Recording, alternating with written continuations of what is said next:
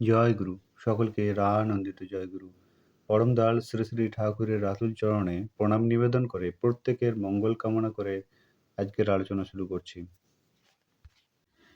আমরা সকলেই যে নামধান করি, নামধানের সময় অনেককারই দেখবেন জঘন্য জঘন্য চিন্তা এসে পড়ে। নামধানটাও সেই মুহূর্তে ঠিক মতো হয়ে ওঠে না। নামধানের সময় এরকম যদি জঘন্য চিন্তা মাথায় আসে, তাহলে আমাদের কি করা উচিত? আমরা কি করব? আজকের আলোচনার বিষয় এটাই। একবার শরৎদা অর্থাৎ শরৎ হালদার মহাশয় তিনি শ্রী ঠাকুরের সন্নিকটে এসে তাঁকে এক প্রশ্ন রেখেছিলেন যে, ধরুন নামধানের সময় একটা জঘন্য চিন্তা আমার মাথায় এলো, তখন কি করব? পরমদয়াল শ্রী ঠাকুর জানিয়েছিলেন, অস্তি বৃদ্ধির বিরোধী যা, ইষ্ট স্বার্থ প্রতিষ্ঠার প্রতিকূল যা, তাকেই বলতে পারেন জঘন্য। এখন আপনার কাছে যা জঘন্য হয়ে আছে তাকেই আপনি সুষ্ঠু ও সুন্দর করে তুলতে পারেন, যদি তাকে অস্তিবৃদ্ধি অনুগ ও ইষ্ট স্বার্থ প্রতিষ্ঠার সহায়ক করে তুলতে পারেন। ধরুন কোনো মেয়ে ছেলের প্রতি অবাঞ্ছিত অনুরাগ আছে আপনার, এবং এটা আপনার মনের তলায় চাপা আছে। নামধানের সময় সেই চিন্তাটা ভেসে উঠল।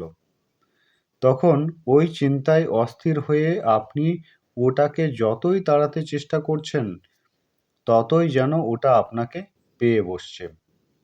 কিন্তু তখন যদি আপনি চিন্তা করেন, আমি যদি ভালোই বাসি কাউকে, তার যাতে ভালো হয় তাই তো আমার করণীয়।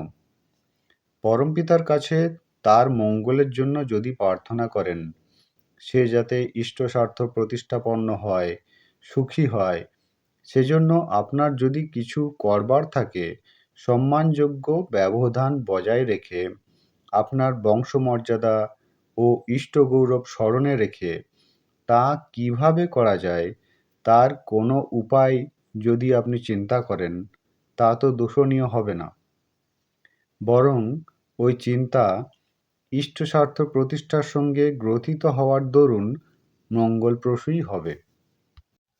একেই বলে নিয়ন্ত্রণ, সামঞ্জস্য, সমাধান।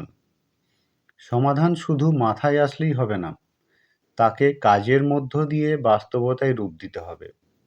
ধরুন একজনের প্রতি গভীর বিদ্বেষ ভাব পোষণ করেন, ধ্যানের সময় ওই চিন্তা আপনাকে পীড়া দিচ্ছে। আপনি হয়তো ধ্যানে বসে ঠিক করলেন তার সঙ্গে এরপর থেকে বন্ধুর মতো মিশব, আজই তার বাড়িতে যাব, আমার গাছের একটা লাউ হাতে করে নিয়ে, আর তার ছেলেপিলেদের জন্য কিছু বাদাম নিয়ে যাব। কিন্তু কার্যক্ষেত্রে ভিতরের নিরোধ প্রবৃত্তির দরুন তা আর আপনি করলেন না। আর মনে মনে হয়তো ভাবলেন, আমার অন্তরে বিদ্বেষ না থাকলেই হলো, বাইরে এসব করার দরকার কি? কিন্তু জেমস বলেছেন, it is purpose that god looks at and not the intention. Purpose এর ব্যুৎপত্তিগত অর্থ হচ্ছে সেট ফোর্থ, অর্থাৎ কি উদ্দেশ্য নিয়ে কি কাজের মধ্যে তুমি নিজেকে ন্যস্ত করেছ, সেইটে হলো কথা। তোমার অলস ইচ্ছার কোনো দাম নাই। পরমদয়াল শ্রী ঠাকুর নামধানের সময় যে জঘন্য চিন্তাধারা আমাদের এসে পড়ে, তার জন্য কি করা উচিত যা বললেন, তা বেশ সহজসাধ্য এবং বাস্তবসম্মতভাবে বলেছেন। আমরা যদি পরমদয়ালের এই কথাগুলো মেনে চলি, তাহলে অতি অবশ্যই ওই সমস্যার নিরসন ঘটবে। আজকের আলোচনা এ পর্যন্তই। আলোচনা প্রসঙ্গে দ্বিতীয় খণ্ড, পৃষ্ঠা ৯ ও ১০।